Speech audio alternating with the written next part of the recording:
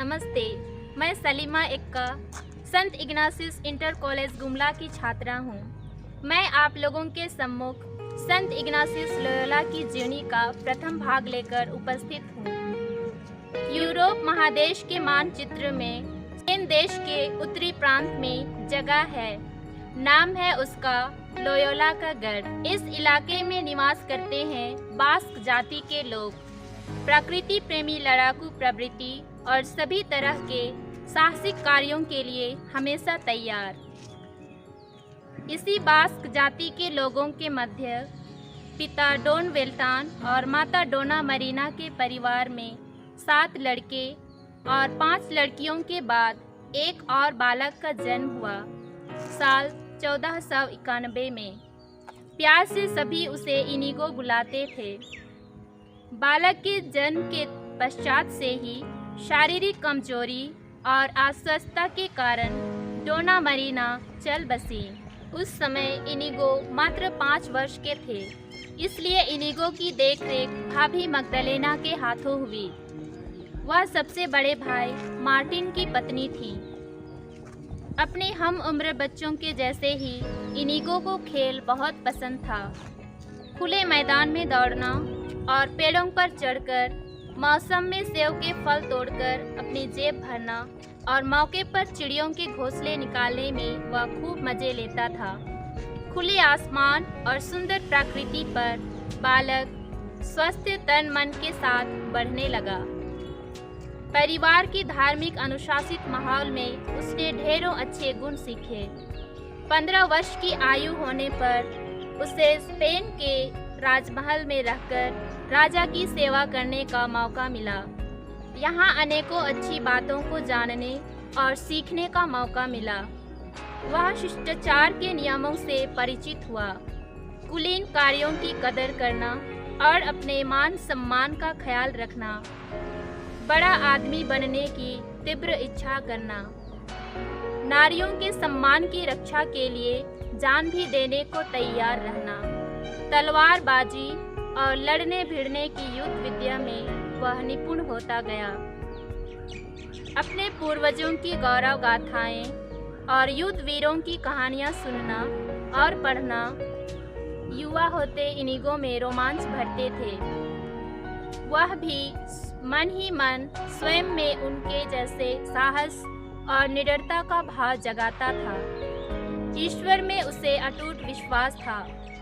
ख्रिस्त यीशु की माँ मरियम के प्रति उसकी भक्ति गहरी थी। वह ईश्वर पर श्रद्धा रखता था और कभी झूठ नहीं बोलता था।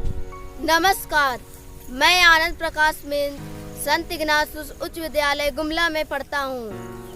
समय, उम्र और परिस्थिति का प्रभाव इग्नासियस पर भी हुआ। धीरे धीरे उसका झुकाव उन चीजों की ओर हुआ जो नेक नहीं थी।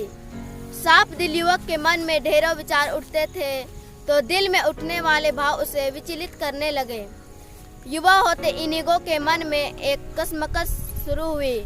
अपनी पहचान बनाने और मन में नाम कमाने की तीव्र इच्छा हिलोरे मार रही थी। उसे स्पेन के राजमहल में राजस्व मंत्री के कामों में हाथ बटाने का अवसर मिला। इससे इनिगो की हस्तलिपि अच्छी हो गई, जो जीवन पर्यंत बनी रही।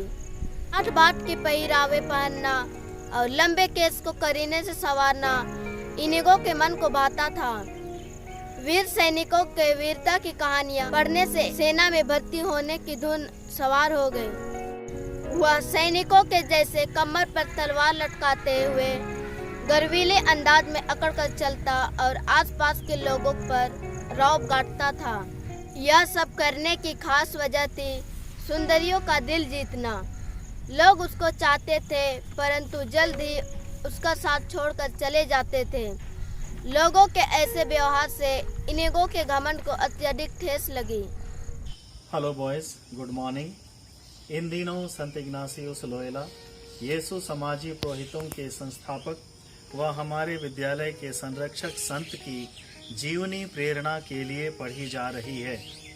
मैं नीलम प्रकाश लकड़ा, संत इग्नासियस उच्च विद्यालय गुमला का सहायक शिक्षक, संत की जीवनी की सारगर्भिक बातों को आपके समक्ष रखने के लिए उपस्थित हूँ। जीवनी के इस प्रथम खंड में हम लोगों ने सुना कि इग्नासियुस का बचपन काफी संघर्षपूर्ण रहा। इससे इस बात से हम जान सकते हैं कि वह जब 5 वर्ष के थे तभी उनकी माता की मृत्यु हो गई। इग्नासियुस बचपन से ही पढ़ने लिखने और खेल कूद में रुचि रखते थे। पूर्वजों की गाथाएं, वीरों की कहानियां उन्हें काफी पसंद था। अन्य बच्चों की तरह क्लास के बाद खेल के मैदान में जाना और पेड़ों पर चढ़कर फल तोड़ना, चिड़ियों के घोंसलों को नष्ट करना आदि उन्हें अच्छा लगता था। प्रिय विद्यार्थियों, रेलगाड़ी अपनी 2 पटरियों पर सरपट दौड़ती हुई अपनी मंजिल तक पहुंचती है, उसी प्रकार इग्नासियुस भी धार्मिकता और अनुशासन रूपी पटरी पर चलते हुए अपनी मंजिल को प्राप्त किए। धार्मिकता में वह यीशु की मां मरियम में श्रद्धा और प्रार्थना में अटूट विश्वास रखते थे। वह कभी झूठ नहीं बोलते थे। अनुशासन प्रिय थे। पढ़ाई के समय पढ़ाई, खेल के समय खेल, अर्थात हर काम अपने समय पर वह पूरा करते थे। आज हमें भी इग्नासियुस की भांति धार्मिकता और अनुशासन प्रिय बनने की जरूरत है। इस विश्व महामारी के समय हम ईश्वर पर कितना विश्वास व भरोसा रखते हैं। विकट परिस्थिति के समय विद्यालय की ओर से संचालित ऑनलाइन क्लास और अन्य कार्यों में कितना अनुशासित हैं, स्वयं मूल्यांकन करने की जरूरत है।